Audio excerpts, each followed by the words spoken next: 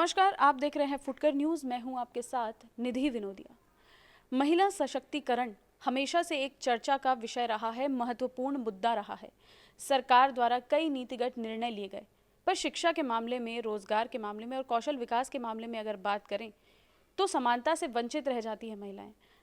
वहीं अगर financial assistance की बात करें तो महिलाओं का बाकी जगह पर, चाहे वो रोज़गार की बात करें, चाहे बैंकिंग सेक्टर की बात करें, वहाँ पे कितना रोल होता है, कितना योगदान होता है। आज इन्हीं विषयों पर बात करने के लिए हमारे साथ हैं रिजर्व बैंक ऑफ इंडिया के retired assistant general manager Jagdish Narayan Bhatt ji. Sir, आपका बहुत बहुत धन्यवाद हमारे चैनल से बात करने के लिए। धन्यवाद जी सर, सबसे पहले आपसे यही पूछना चाहूँगी कि महिलाओं को आत्मनिर्भर बनाने में बैंकों का कितना योगदान हो सकता है?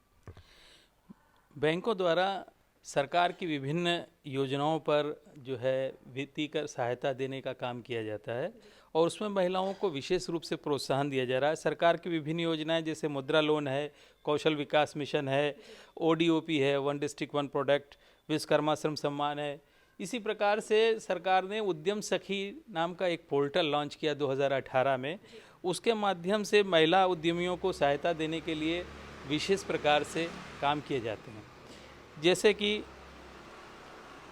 उद्यम सखी के द्वारा देश में लगभग 80 लाख महिला उद्यमी कार्यरत हैं और जहाँ तक हम कॉरपोरेट जगत में देखें तो कॉरपोरेट जगत में जो वरिष्ठ प्रबंधन के क्षेत्र में जो महिलाओं का योगदान है उनका 24% से अधिक उनका शेयर है। उन वरिष्ठ प्रबंध कर्मी के रूप में महिलाएं काम कर रही हैं। बैंकों को निर्देश दिया गया है कि प्रायोरिटी सेक्टर, प्राथमिकता के क्षेत्र में उनको सरकारी क्षेत्र के, सार्वजनिक क्षेत्र के बैंकों को कम से कम 40% उनको प्रायोरिटी सेक्टर को देना है एडवांस।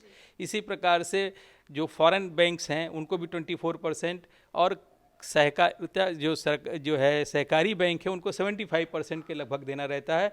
जो हमारा प्राथमिकता क्षेत्र है उसमें एग्रीकल्चर सेक्टर भी है, उसमें एमएसएमई है और उसमें वीकर सेक्शन भी है। तो उस वीकर सेक्शन में भी महिलाओं को सहायता दी जाती है और एमएसएमई के लिए जो लघु मध्यम उद्योग की जिसकी सरकार ने अभी परिभाषा दी है, फिर से उनको नया किया गया, उनको दिया जाता है। और उद्यमिता सीखने के क्या उनको उपकरण चाहिए, बिजनेस प्लान वो कैसे आसान तरीके से समझ सकते हैं, उसके लिए उनको प्रशिक्षण है, सेमिनार है, वर्कशॉप है, कार्यशालाएं वगैरह भी आयोजित करने का काम होता है। सरकार के उद्योग और नीति निदेशालय से भी जो होता है कार्य। तो बैंकों को जब उनकी अपनी डिस्ट्रिक्ट क्रेडिट प्लान बनाते हैं, स्टेट लेवल पर तो स्टेट लेवल बैंकर्स कमेटी है और प्रत्येक जिले के स्तर पर भी उनकी डिस्ट्रिक्ट लेवल रिव्यू कमेटी और डीसीसी कंसल्टेंटिंग कमेटी है। उसमें रिजर्व बैंक के अधिकारी भी जाते हैं, समय समय पर उनकी क्वार्टरली मीटिंग होती है, त्रैमासिक मीटिंग में। वहाँ जाकर के ज़िले में जो भी परियोजनाएं चल रही हैं उनमें कितना उन्होंने लाभ दिया है और विशेष रूप से महिलाओं को दिया है, ये वहाँ की उनकी समीक्षा की जाती है। उद्यमियों की आप बात कर रहे हैं, देखा जा रहा है कि कोरोना काल जो है उसमें बहुत बड़ा नुकसान हुआ है। जो छोटे कारोबार करने वाले थे उनको बहुत बड़ा उनके ऊपर प्रभाव पड़ा है। तो क्या ऐसे में जो महिला हैं, महिलाओं को बैंक से लोन दिलवाना, बैंक से लोन लेना और वो भी कम ब्याज पे, ऐसी सुविधाएं भी होनी चाहिए? हाँ, बैंकों को ये निर्देश दिया गया है कि वो किस प्रकार से उनको प्रायोरिटी सेक्टर में एडवांस करेंगे, ज़्यादा से ज़्यादा उनको ऋण देंगे और इंटर सबवेंशन उनके ब्याज के माफ़ी का तो नहीं है, लेकिन उनका अगर उन्होंने टाइमली पेमेंट किया है, रीपेमेंट सही समय पे किया है, तो उनको ये भी हम लोगों ने अनुभव किया है बैंकिंग जगत के लोगों ने कि महिला जो उद्यमी हैं उनका जो है एनपीए ऐसा नहीं हुआ कि उस समय से उन्होंने पेमेंट ना किया हो, तो एनपीए में वो कभी नहीं आए, जो नॉन परफॉर्मिंग एसेट्स के रूप में हम जिन्हें मानते हैं। लेकिन बैंकों ने ये किया कि इंटर सबवेंशन स्कीम के ज़रिए हम उनको, अगर वो समय से करते हैं तो उसमें सरकार 1% 2% का ब्याज और कम कर देती है।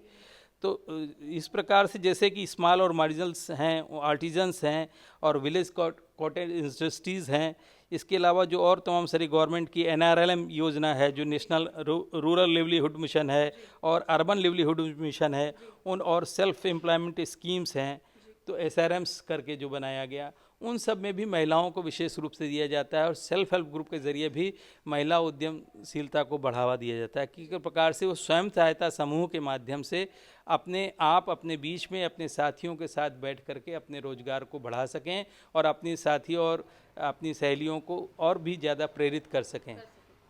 सर, अभी थोड़ी देर पहले आपने एमएसएमई का नाम लिया था, तो एमएसएमई जो है वो आजकल देखा जा रहा है कि बड़ी बातें हो रही है। जो लघु उद्योग शुरू करने चाहते हैं, जो स्टार्टअप्स होते हैं बिजनेस, उन लोगों को एमएसएमई जो है वो लोन देता है। तो क्या एमएसएमई जो है वो महिलाओं को अपने बिजनेस स्टार्टअप्स करने में भी उतना योगदान दे पा रहा है? एमएसएमईज़ की अभी सरकार ने जो जून 26 2020 को एक बनाई नई परिभाषा दी और उसके बाद उन्होंने क्रेडिट फ्लो जो एमएसएमईज़ के लिए है, तो कमर्शियल बैंक्स को और शेड्यूल बैंक्स को ये निर्देश दिया कि वो किस प्रकार से जो है वो उनको सहायता कर सकते हैं और उनके उद्यम को स्थापित करने के लिए उनको गाइडेंस दे सकते हैं। तो प्रॉपर गाइडेंस हो, आज क्या है, अवेयरनेस का अभाव है, लोगों के अंदर जागरूकता नहीं है, महिलाओं को विशेष रूप से नहीं पता हो पाता है कि किस प्रकार से वो अपने कार्य को आगे बढ़ा सकती हैं। वो उनके अंदर जो पोटेंशियल्स है, जो उनके अंदर जो ऊर्जा है, उस ऊर्जा को नव संचारित करने के लिए, उनकी उद्यमशीलता को बढ़ावा देने के लिए एमएसएमई की तमाम khadi and village industries sector के द्वारा भी और ट्रेड्स के द्वारा भी कि किस प्रकार से वो ट्रेड रिसीवल एंड डिस्काउंटिंग सिस्टम जो है ट्रेड्स में भी अपने आप को क्लासिफिकेशन कर सकती हैं, वहाँ पर अपना जो है पंजीकरण करा सकते हैं, उसके द्वारा उनको सहायता मिलती है। इसके अलावा जो स्टार्टअप्स के लिए है 50 करोड़ तक के लोन के लिए जो उन्होंने परिभाषा दी है एमएसएमई की, उनको दिया जा सकता है। और उनको इस प्रकार से जो ये अर्बन जो है कोऑपरेटिव बैंक्स हैं, उनको भी निर्देश दिया गया है कि वो जब भी लोन दें तो उसमें महिलाओं को प्राथमिकता दें। लेकिन सबसे ज़्यादा क्या है कि महिलाओं के अंदर स्वयं ये भाव होना चाहिए कि हाँ वो कर सकते हैं, और जब लोगों के द्वारा चेतना के द्वारा उन तक पहुंचाया जाएगा ये अभियान, तो निश्चित रूप से वो काम कर सकती हैं, उनके अंदर वो सक्षमता है। क्या आपको लगता है कि महिलाओं की भूमिका, जैसे बैंकिंग सेवाओं की अगर बात करें तो वहाँ पे महिलाओं की भूमिका जो है वो बहुत कम है, महिलाओं की जो पहुँच है अभी भी बैंकिंग सेवाओं में उतनी तेज़ नहीं है, बहुत ज़्यादा नहीं है? निश्चित रूप से महिलाओं को आगे बढ़ना होगा सेल्फ हेल्प ग्रुप के माध्यम से। जो उनकी सचिव हैं और वो जो है अभी बैंकिंग सखी जो है, बैंकों को कहा गया है कि वो अपना जैसे बैंकिंग करेस्पॉन्डेंट होते हैं जो अदर देन बैंकिंग तमाम सारी सुविधाएं देते हैं, तो उसमें बैंकिंग सखी के रूप में महिलाओं को आगे बढ़ाया गया है ताकि महिलाओं से बात करने में उन्हें संकोच नहीं होगा और दिक्कत नहीं होगी, वो उनको सही गाइडेंस दे सकती हैं और उनके बीच में अवेयरनेस कैंप लगा सकते हैं, फाइनेंशियल लिटरेसी कैंप्स लगा सकते हैं, जिसके माध्यम से उनको जानकारी दी जा सकती है। और वर्ल्ड क्लास के भी जो आपकी इंडस्ट्रीज़ हैं, तो वहाँ पर भी इस तरीके का उनको बताना होगा कि जो विश्व स्तरीय केंद्र हैं, प्रौद्योगिक केंद्र हैं, उन टेक्नोलॉजिकल सेंटर से भी वो अपनी गाइडेंस ले सकते हैं, वहाँ पर ट्रेनिंग करने के लिए जा सकते हैं। सर, एक सवाल और पूछना चाहूँगी आपसे कि अगर कोई महिला है बैंक से लोन लेना चाहती, कोई भी फाइनेंशियल असिस्टेंस की उसको ज़रूरत होती है, तो क्या ऐसा कोई हेल्पलाइन नंबर है जहाँ पे वो कॉल कर सकती है, ये सारी चीज़ों की जानकारी ले सकती है? सरकार ने जो उद्यम सखी पोर्टल किया है उसमें एक हेल्पलाइन नंबर है, मैं नंबर आपको यहाँ पर बोल सकता हूँ, 9779973943 9779973943 इस नंबर पर वो अपने तमाम सारी चीज़ों की जानकारी ले सकते हैं। उनको हेल्पलाइन से बताया जा सकता है कि क्या वो कर सकते हैं। इसके अलावा रिज़र्व बैंक का मास्टर सर्कुलर है, मास्टर डायरेक्शंस हैं, आप रिज़र्व बैंक की वेबसाइट पे देख सकते हैं। और जो DNRLM है उसमें जो प्रमोशंस की उनको उन्होंने सेल्फ हेल्प ग्रुप के लिए बनाया है, उससे जानकारी मिल सकती है। प्रत्येक क्षेत्र में, प्रत्येक ज़िले में जो लीड डिस्ट्रिक्ट मैनेजर है उसके द्वारा वो जानकारी ले सकते हैं। और प्रत्येक राजधानी में रिज़र्व बैंक है, वहाँ पर भी जा कर के वो जानकारी ले सकते हैं, उनको कोई भी दिक्कत नहीं होगी। DIC के माध्यम से भी जानकारी ली जा सकती है और प्रदेश स्तर पर उद्योग निदेशालय के माध्यम से भी जानकारी ली जा सकती है। जी सर, क्योंकि हमारा चैनल महिलाओं द्वारा संचालित है, तो महिला से जुड़ा एक और आखिरी सवाल आपसे पूछना चाहूँगी कि जब महिला अपना कोई काम शुरू करना चाहती है, बिजनेस स्टार्ट करना चाहती है, तो उसको बैंक से लोन लेने में और उसको बिजनेस स्टार्ट करने में क्या क्या आप परेशानियाँ देखते हैं, क्या क्या चीज़ें सामने आ सकती हैं?